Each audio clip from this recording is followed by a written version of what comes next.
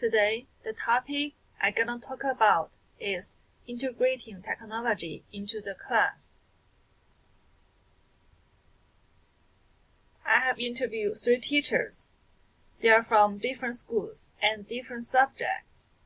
The first teacher, Derek Harris. He is a special education teacher in a high school in America. The second one, Yuhua Xing. She is the Mandarin teacher in Foreign Studies University of Tianjin.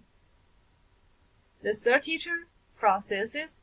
He is the English teacher in Iowa State University. He is an educator online. I interviewed Derek face-to-face, interviewed Yuhua Xing via email, and got a lesson plan from Francis, which he has published as an example online. Thanks for their sharings. And I asked these 3 teachers 8 questions, and I will take Derek's response as the example.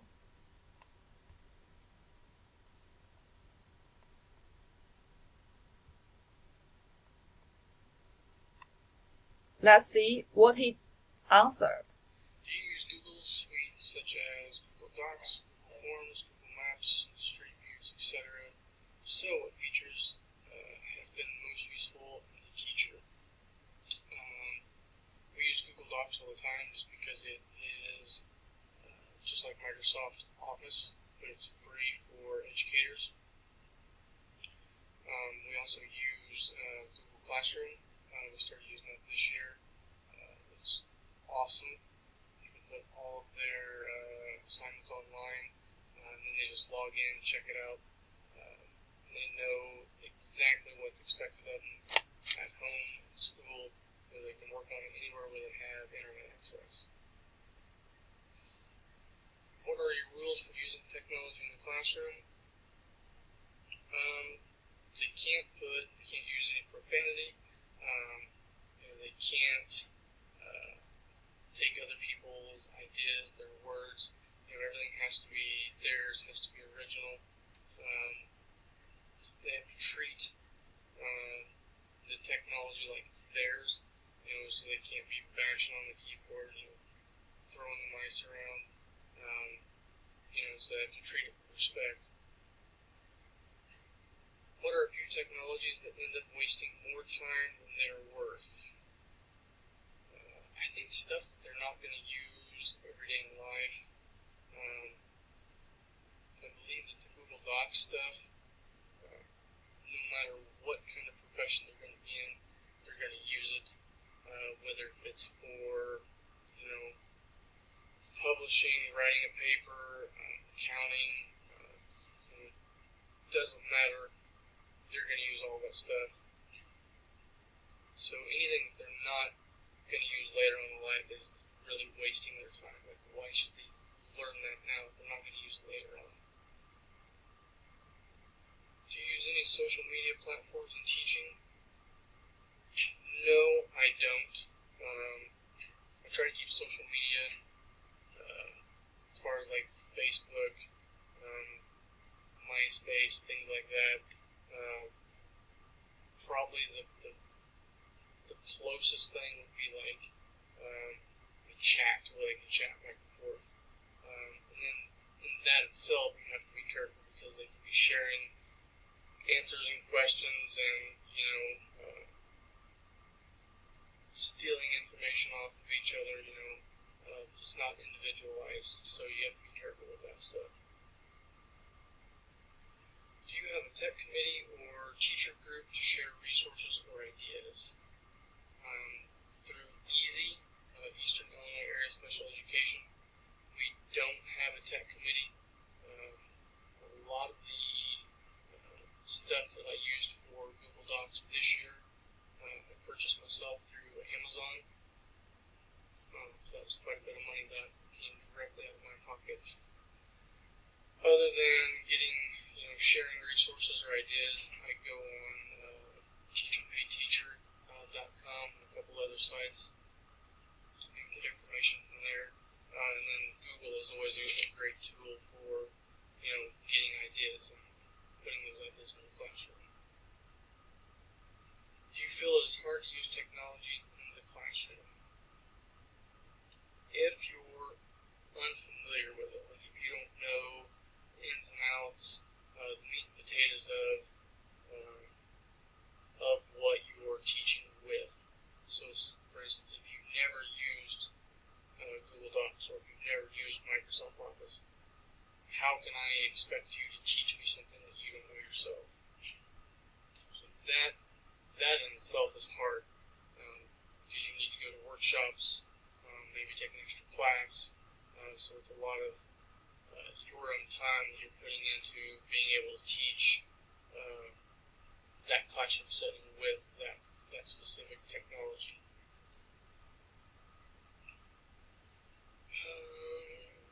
Do you feel that students' accomplishments are able to be evaluated by using technology in the classroom? Absolutely. Especially with the Google Classroom aspect of it. They can see as soon as you graded something what they got wrong on it. So if they need to go back and they need to fix it, they're not waiting 2 or 3 days later. If it's like a Friday night, I wonder how I did on that test. The teacher can already have it graded and hand it back to the student. All they have to do is go online, log in, and check it out. So I think that's a really good tool to use. How do you teach digital citizenship? Letting the kids know that what they put online today can be online, 5 years down the road, 10 years down the road. Not to use derogatory slangs or languages. To know that any pictures of profanity or anything like that they put on there can have an impact on not only their life later on, but the possibility of losing like a job interview or something like that because of what they put online. And then knowing that what other people's put online, they can't just go out and they can't borrow it or steal it because it's plagiarism. So they really have to know and watch all the information that they're putting out there for other people to watch and to see.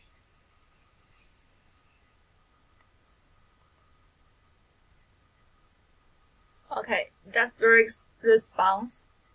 And I summarized the responses from those 3 teachers and put them here. And you can check it out. And for question 1, I have to point out that, Yuhua, she's working in China, and Google applications are not available in China, so she used Baidu Suite instead. That also works. And most of the answer for the questions are similar from those 3 teachers, except question 4. Do you use any social media platforms in teaching? Dirk's answer is absolutely not, and the other 2 teachers, their answers are yes. I think over it, and I think maybe because Yuhua and Francis, they are working in the university, and Derek is teaching in a special education high school. His students are the teenagers with disabilities, and Yuhua and Francis, their students are university students, and most of them are high self-control adults. That is why those 3 teachers, they are divided into 2 sides about using social media platforms in the class. I will introduce Francis's lesson plan later, and he is using YouTube in the classroom. That's awesome.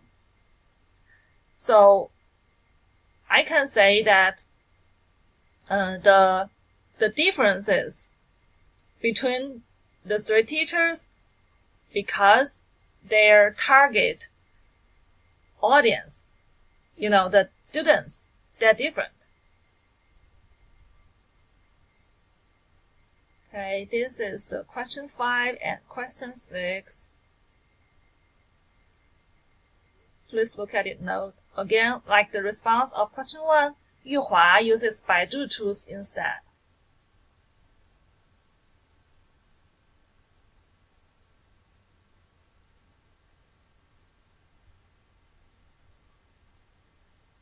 And this is question 7 and question 8. I have listed on the platform of TeachNow.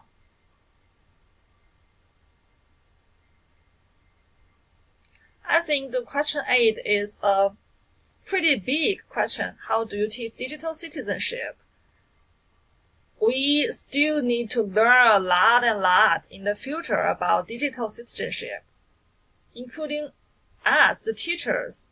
We're also on the way to learn how to be a digital citizen. Okay, here is the lesson plan. Let me show you. Francis's topic is conversation at the restaurant. And the goal of the class is the vocabulary. Let's see. Okay, his target group is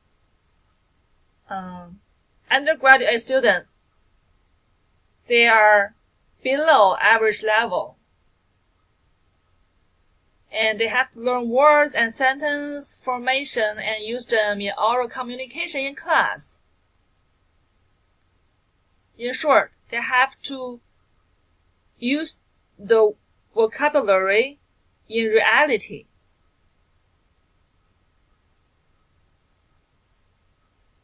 And he is using social media tool to explore the class. Which apps he is using? YouTube. YouTube is well known all over the world. It allows users to upload, view, rate, share, add to favorites, report, comment on videos, and subscribe to other users. And I have to point out that, the questionnaire for my teenager students who have learned Chinese for 1 to 2 years, all of them referred to YouTube. Maybe not for learning something, they just like watching the videos on YouTube. That means YouTube can be used efficiently in the class. Okay, why YouTube? Francis said, it is a popular social media web tool used in classrooms. Lots of videos on different topics for virtual learners and easy to understand.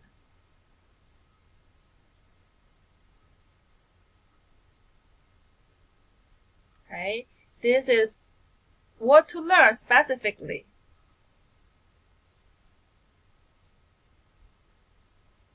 I think the communicative English is very important in this class. The students have to master the actual words used at a restaurant in reality.